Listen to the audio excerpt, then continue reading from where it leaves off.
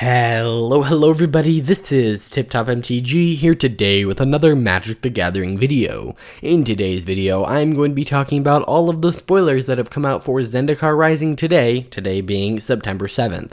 So I'm basically going to talk about all of the cards and what they do, what I think their power level is, and what interaction I think they will have with current standard and historic being my main focus, with a little bit of commander in there as well. So why don't we jump right into this? Starting off, we have Nahiris Binding. It's a 3-cost white enchantment aura, enchanted creature or planeswalker. Enchanted permanent can't attack or block, and its activated abilities can't be activated. So yeah, this is a really awesome, kind of pin down effect. We have Faith's Feathers in standard right now, which does something kind of similar. This one is double white. I think it could actually see some play. Now, if you're just targeting a creature, you'd be better off playing Pacifism, except Pacifism doesn't disable activated abilities. So if something has an awesome activated ability, or maybe it's a sack outlet or something along those lines, you can enchant it with this and it can't use it. I actually think this is a pretty good card, although having double white makes it much harder to put into decks, so yeah. Next we have Journey to Oblivion. It's a 5-cost white enchantment, and it says this spell costs 1 less to cast for each creature in your party. When it enters the battlefield, exile target non-land permanent an opponent controls until it leaves the battlefield. So it's a little bit more expensive than your typical version of this effect. For instance, we have Banishing Light, which costs 2 less. So in order for this to even be on par with Banishing Light, you have to have 2 members of your party. And then if you get a discount once you have 3. So you have to really look at it like that. Would you rather just consistently be able to, pay 3? Or would it be, oh, I maybe will get this for 1? And I think it really depends. But if you can manage to keep a cleric, a rogue, a warrior, and a wizard out on the battlefield, then I don't know, it seems I don't know, it seems like at that point you probably have enough mana to pay the cost for this. So I'm not sure how much this makes total sense, like if this makes total sense, but it's fine.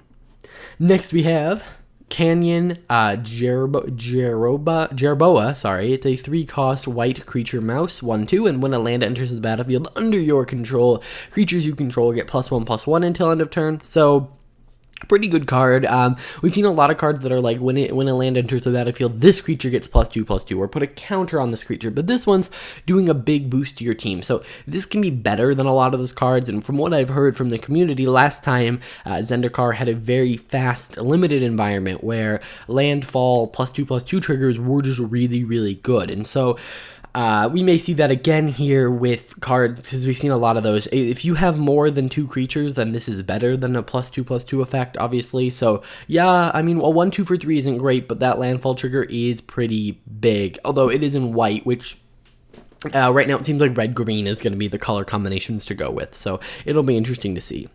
Next we have Squad Commander. It's a 4-cost white creature core warrior, 3/3, and when it enters the battlefield, create a 1/1 white core warrior creature token for each creature in your party. So at its worst, this is a 3/3 that comes down with a 1/1.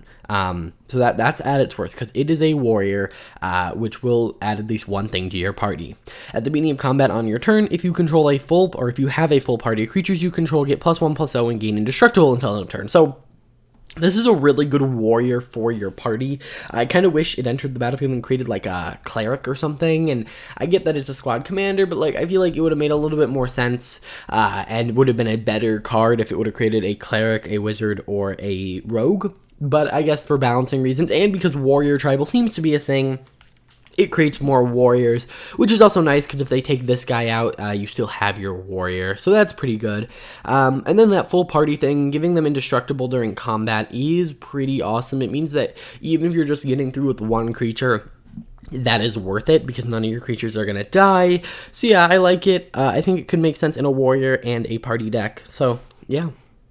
Next we have Undo Inversion. So it's a 8-cost white sorcery, and it says destroy all non-land permanents, but it can also be played as a land. And I think this is one of the better ones. I mean, Either you want to destroy all non-land permanents or you don't, and if you don't, you're gonna play this tapped, and it's one of those things where it's like, oh yeah, it's 8 mana, that's ridiculous, you know, in standard we can do it for 6, but you're paying 2 extra mana, and actually it's 1 less white, so you're almost just paying 1 extra mana there to make it so that you can play this, so it's not a dead card in your opening hand. Think about if you just had a 6 cost destroy all non-land permanents in your opening hand, or even draw it later game when you don't want to destroy all non-land permanents. Maybe your opponent's playing a control deck, and what you really need is some card to help you beat that, and this isn't going to do that. Now, destroying all non-land permanents may do you a little bit more. You get rid of planeswalkers, you get rid of all of that, but I really like this card. I think it makes a lot of sense, and so I think it will fit into a lot of white decks. And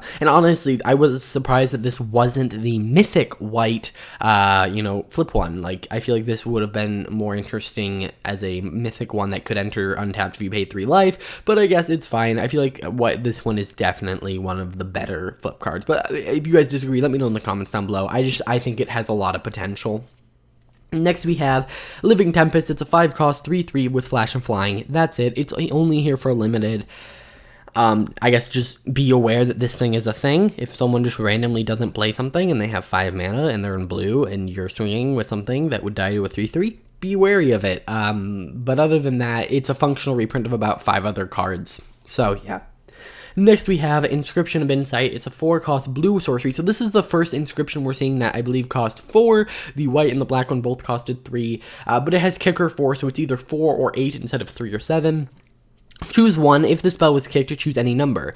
Return up to 2 target creatures to their owner's hand. So for 4, that's not bad. Scry 2, then draw 2 cards. That's a little bit, a little overcosted. I mean, Divination's 3 and doesn't scry, so maybe it's on costs there. Target player creates an XX blue illusion creature token where X is the number of cards in their hand. Okay, so first off, you're going to do this in order. So you're going to return things, then you're going to scry and draw 2, then you're going to create the thing. So what's interesting here is that I think all of these effects are good. There are times when you may want to return creatures, but there are also times where you may want to draw cards, or maybe you need a creature. Now, paying 4, like, say you play this turn 4, and you really, you're casting 1 to 2 spells per turn, you're probably getting more than a 4/4 flyer for 4 mana, which is pretty abnormal for blue. But if you can manage to pay that 8, you get to return up to 2 target creatures to their owner's hand. So first off, that can be your opponent's creatures, but they can also be yours, which then puts more cards into your hand for the last ability. Then you're going to scry 2 and draw 2, which is going to at least add 2 more cards to your hand, and then you get to create this giant flying illusion. So I think the card works really well, and I think there are lots of scenarios where you're going to want to use this. So I wouldn't be surprised if this sees someplace somewhere, maybe sideboardy, but I don't know. It may be a little too slow at 4 mana and not instant speed. Next we have Maddening Cacophony. It's a 2 cost blue sorcery with kicker 4, and each opponent mills 8 cards. If the spell was kicked, instead each opponent mills half their library rounded up. So I mean, I would say this is good, but with arrows running around, this can be the equivalent of you letting them draw cards. If you're in a mill deck, this works well with Bruvac, which is going to double all your milling. So that's kind of interesting and like historic maybe, but other than that, I think that milling 8 cards, by the way, is super relevant to this. All rogues that care about milling have all said if they have 8 cards, so this is 2 costs, activate all your rogues instantly. So I think if you're running like a limited deck and you manage to get this with some rogues, that will be really good. And I guess if you're running Rogue Tribal, this may go in there, but overall, I'm not a huge fan. Next we have Draynas Silencer. It's a 6 cost 3/2, and when it enters the battlefield, target creature an opponent controls gets -X until end of turn, into where X is, you guessed it, the number of creatures in your party. So at base, it's going to be a 3/2 for 6. That's going to give it -1/-1. At its best, it's a 3/2 for 6. That's going to give it -4/-4. I think this card is really bad even in limited. I mean, removal and a creature is good, but yikes, 3/2 for 6 that has a chance to just give something -1/-1, not very great. Next, we have Skyclave Shadowcat, 4 cost, black creature, cat horror, 3/2, and you can pay 2 and sack another creature and put a +1/+1 counter on it, so a nice little sack outlet. And then whenever a creature you control with a +1/+1 counter on it dies, draw a card. So, yeah, that's pretty awesome. You can, put lots of counters on this. You can, if you have other things that have counters, you can sack them to put counters on this, and then when it dies, draw a card. So you can really get some kind of engine going here, and it's a nice little draw a card when creatures die effect. Obviously you need +1/+1 counters, but it's interesting to see black in this space. They often don't get to play with +1/+1 counters that much, so I like it. Next we have Molten Blast. It's a 3 cost red instant. Choose one. It deals 2 damage to target creature or planeswalker. This is literally 3 times more expensive than Shock, but then you can also destroy target artifact. I hate this card. I guess in limited it's nice. You can kill something or get rid of an artifact, but yikes, this is pretty overcosted. Next, we have Nahiris Lithoforming, X red for a sorcery, sacrifice X lands. For each land sacrificed this way, draw a card. So first off, lots of draw triggers here in red, and then you may play X additional lands this turn. Lands you control enter the battlefield tapped this turn. So what's really cool about this is any landfall triggers. So remember how I talked about, really fast Golgari decks, Gruul decks? This would be a great card in there. If you have a creature that gets +2/+2 for each land you control, and let's say you're pretty late in the game, so you have 10 lands. You sacrifice all your lands, which is a really risky move. Or I guess you can't sacrifice all your lands. You sacrifice all but 2 of your lands. So you sacrifice 8 lands, draw, 8 cards, maybe half of them are lands, so then you play 4, you're getting 8 power on that creature. It's pretty good, especially for other landfall triggers that maybe aren't unlimited, such as the one that gives you extra combat steps. So this could be an interesting, kind of deck, and if you can copy this spell, that's also pretty awesome. So yeah, this is a pretty cool card, and I think it has a lot of interesting applications. I don't know how meta viable it will be, though. Next, we have Wayward Guide Beast. It's a 1 cost red 2/2 with trample and haste. Yes, a 1 cost 2/2 with trample and haste. And whenever it deals combat damage to a player, return a land you control to its owner's hand. So you're going to, hit them, but then you have to bounce your own lands. So early on in mono red, this is going to be pretty bad, but the fact that red is generally going to want 2 to 3 lands and then that's it, they can pretty much afford to do this. I would not be surprised if this makes its way into some mono red rush decks. It is very powerful, especially having that haste. Although it's not a great turn 1 play because you're essentially just getting a 2/2 out, so I don't know, we'll have to see. Next we have Kazandu Stomper. It's a 6 cost green creature beast with trample, and when it enters the battlefield, return up to 2 lands you control to their owner's hand. So, it's fine. You can get rid of your opponent's lands. You can get more landfall triggers, but it is very basic. Although it is a 6/5 for 6 with trample, so in limited, pretty good card. Next, we have Reclaim the Waste. It's a green sorcery, and it says search your library for a basic land card, reveal it, put it into your hand, then shuffle your library. If this spell was kicked, instead search your library for 2. So what this is it's open the gates, but you can't search for a gate, but you have the option to make it a worst migration path, which lets you, put 2 lands onto the battlefield. So it's like, yeah, cool, you can search your library for a basic land. It's not even like a land. I don't know. This feels very underpowered to me. So I would not recommend playing this. Although I guess a landfall deck in limited may be good. Next, we have Scute Swarm, and I think this is a really interesting card. It's a 3 cost green creature insect, and when a land enters the battlefield under your control, create a 1/1 green insect creature token. But if you control 6 or more lands, which, you play 3, you have at least 3 lands, you cast this, then you put your 4th land down, you're not that far from 6, create a token that's a copy of Scute Swarm, which is awesome, because now you have a copy that's then going to copy itself. So you have 1 of them, now you play your 6th land, now you have 2 of them, you play your 7th land, now you have 4 of them, then 8, then 16. Yeah, if I get enough of these, this is going to be a very janky deck, but if I get enough of these, I'm probably going to build either historic or standard version of this with, it's going to be like Simic, it's going to dump a bunch of lands in the battlefield, and it's also going to run a lot of cloners, like Spark Double and all that, and it's also going to run maybe white for Anointed Procession to be able to, duplicate all those tokens again, so that, yeah, I don't know, this seems like an interesting card that can have some great applications. Next we have Moss Pit Skeleton. It's a 2 cost black and green creature plant skeleton 2/2. And if it was kicked, it enters the battlefield with 3+1/+1 counters, so you get a 2/2 for 2 or a 5/5 for 5, so pretty good there. I like that the kicker is just making it a bigger creature. And then whenever one or more +1/+1 counters are put on a creature you control, if it is in your graveyard, you may put it on top of your library. This is very meh to me. There's a difference between putting it on top of your library and putting it in your hand. You're clogging your next draw to draw a 2/2 or a 5/5, and that's it. And so unless you're limited, this doesn't feel great to, I killed something, died, I get to clog my next draw if I want. Yeah, not my biggest, I'm not a huge fan of this card, but I may be wrong. I think that going on top of your library is just a little bit too detrimental. Next, we have a Kiri, Fearless Voyager. It's a 3-cost red and white, legendary creature, core warrior, and whenever you attack a player with one or more equipped creatures, draw a card. So, Boros is getting some more card draw tied to equipment here. Unfortunately, in multiplayer, first off, this is pretty good. You can attack 3 different players, draw 3 cards. That's pretty good for Boros. But then you can pay 1 white and unattach an equipment from a creature you control. If you do, tap that creature, it gains indestructible. So first off, this lets you save your big, Voltron-y creature if you want a big Voltron-y creature. But it also lets you, say, swing to get, cards and then unequip it in order to save it. So if you need to just swing and put your creature in danger to draw the card, you can then save your creature by doing this. I think it has a lot of interesting applications and could be a pretty interesting commander. It's kind of nice to see Boros getting those options. Next, we have Stonework Pact Beast. It's a 2-cost artifact creature beast, 2/1, but it's also a cleric, a rogue, a warrior, and a wizard. So now we have 3 creatures, a common, an uncommon, and a rare. I would not be surprised if there's a mythic, although we're running low on mythic slots, so maybe not.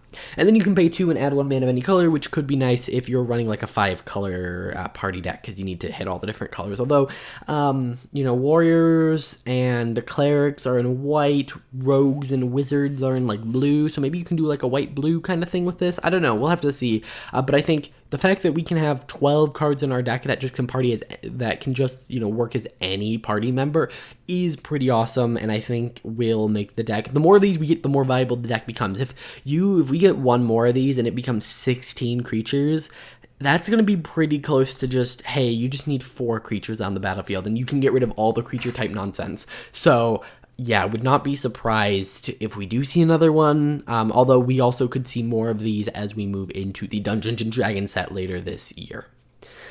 Next, we have Skyclave Relic. It's a 3-cost artifact with indestructible, and when it enters the battlefield, if it was kicked, which costs 3, create 2 tapped tokens that are copies of it, and you can tap to add 1 mana of any color. So this is Darksteel Ingot. Darksteel Ingot, it's a better version, let me explain, but it's 3-cost artifact, indestructible, tap, add 1 mana of any color.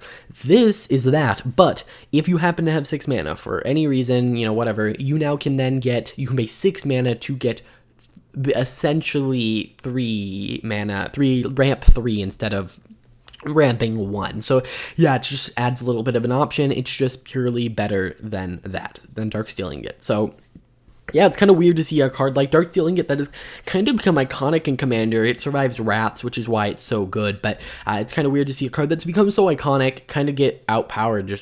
There's no reason to run Darksteel Ingot unless you want to run over this card, other than maybe price if this becomes more expensive. Next, we have Forsaken Monument. It's a 5-cost legendary artifact. Colorless creatures you control get +2/+2. That's a little bit risky for historic. It's a little expensive, but we have another card that does that exact thing, except it's artifact creatures. And yeah, that used to be a really good rush deck. Whenever you tap a permanent for colorless, add an additional colorless. And whenever you cast a colorless spell, you gain 2 life. So this is just an awesome card to go in any colorless deck. Your Ugin Brawl or Commander deck, or I guess you can't do Ugin, but your colorless Commander decks, maybe some Ugin Brawl decks. Yeah, this is a really awesome card for anything colorless, kind of Tron-y. I run a little bit of a mono green kind of Tron, artifact, colorless deck, and in historic, and this will be an awesome addition to it. Next, we have Lithoform Engine. It's a 4-cost legendary artifact. You can pay 2 and tap it to copy target activated or triggered ability you control. You may choose new targets for the copy, so copy a activated or triggered ability. Pretty awesome. Pay 3 and copy and tap and copy target instant or sorcery spell you control. You may choose new targets for the copies. Pretty awesome. Pay 4, copy target permanent spell you control. So you can copy abilities, instants and sorceries, and permanent. And that is really powerful. It's a little janky, I think. I think that the prices are a little too high to actually see play in like standard, but I think in Commander and I think in more casual games, this could be an awesome card. That would be a lot of fun.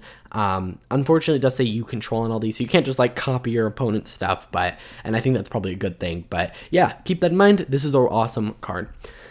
And that's it for all the spoilers. Those were all of them, and I think that we're starting to get some interesting cards. I've seen some people say, oh, Zendikar Rising is not as powerful as Eldraine, and I think that's probably a good thing. I think Standard's kind of at the highest power level it should be at right about now, and, you know, slightly depowering it is probably good. For anyone out there saying, like, oh, I'm looking for the super duper powerful cards, think about it. Are you looking for the powerful cards or the so overpowered they're going to be banned cards? Because I think there are good cards in here. They're just good in certain decks.